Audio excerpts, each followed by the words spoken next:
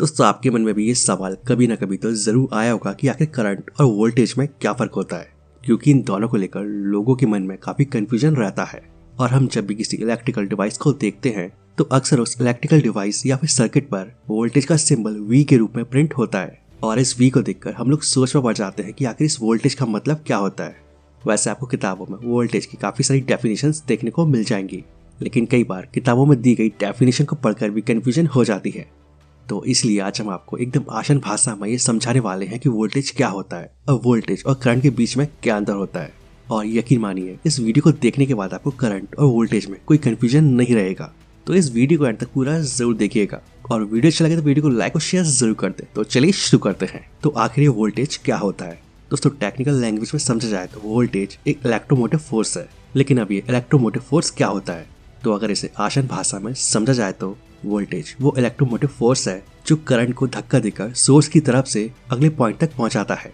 जैसे अगर electricity department के पावर प्लांट जहां बिजली पैदा होती है या बनती है, वहां से बिजली आपकी घर की बिजली सप्लाई या पावर सप्लाई लाइन तक पहुंचती है, तो इसके पीछे वोल्टेज का हाथ होता है जो पावर को यानी कि बिजली को या यूं कहे करंट को धक्का देकर उसके सोर्स से उसके डेस्टिनेशन तक पहुंचाता है। और वोल्टेज की मात्रा से ही ये पता चलता है कि कितनी पावर या क्षमता के साथ बिजली अपने सोर्स से डेस्टिनेशन तक पहुंच रही है। चलिए अब हम वोल्टेज को एक एग्जांपल के जरिए समझने की कोशिश करते हैं।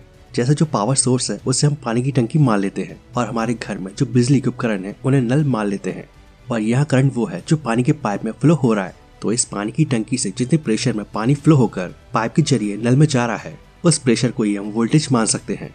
यानी कि जो करंट होता है उसे वोल्टेज धक्का देने का काम करता है। यानी वोल्टेज का मतलब होता है वो प्रेशर जो करंट को एक तरफ से दूसरी तरफ ले जाता है। तो अब आप वोल्टेज को अच्छी तरह से समझ चुके होंगे।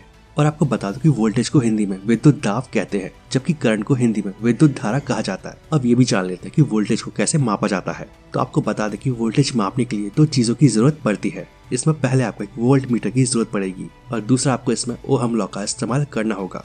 और इन दोनों की मदद से आपको वोल्टेज के माप के बारे में पता चल जाएगा। लेकिन अब एक सवाल ये आता है कि करंट और वोल्टेज में फर्क क्या होता है? दोस्तों करंट और वोल्टेज ये दोनों ही बिजली से जुड़ी दो चीजें हैं, लेकिन इन दोनों में काफी अंतर होता है।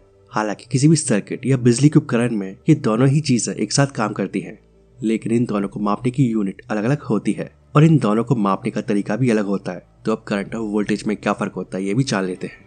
करंट एक धारा है तो वोल्टेज प्रेशर है। आप शायद ये बात तो जानते हो कि करंट का मतलब होता है इलेक्ट्रॉन्स का फ्लो यानी कि धारा।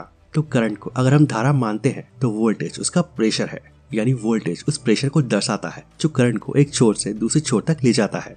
और वोल्टेज के प्रेशर का माप लेना भी उतना ही जरूरी है जितना कि करंट को मापना है। और जिस तरह से करंट एक फ्लो करने वाला एलिमेंट है जो इलेक्ट्रॉन्स और चार्ज को लेकर जाता है, तो वही वोल्टेज कोई एलिमेंट ना होते हुए एक डिग्री है या एक माप है। और ये माप करंट की धारा के पीछे लग रहे प्रेशर का माप है। जब फ्री इलेक्ट्रॉन पॉजिटिव टर्मिनल से नेगेटिव टर्मिनल की ओर बहते हैं तो वो करंट यानी कि धारा कहलाता है। और जबकि वोल्टेज एक इलेक्ट्रिकल फील्ड के दो पॉइंट्स के बीच का पोटेंशियल डिफरेंस होता है। करंट को I से दर्शाया जाता है और जबकि वोल्टेज को V से।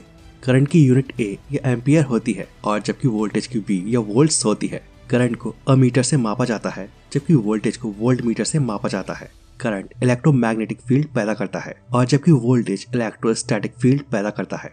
इसके अलावा वोल्टेज के बिना करंट फ्लो नहीं हो सकता है, जबकि वोल्टेज बिना करंट के एग्जिस्ट नहीं करता है। जब सभी कनेक्शन सीरीज में होते हैं तो करंट समान मात्रा में बहता है, लेकिन वोल्टेज सभी में घट जाता है। और जब सभी कनेक्शन पैरेलल में होते हैं तो करंट बढ़ जाता है, लेकिन वोल्टेज सामान्य रहता है।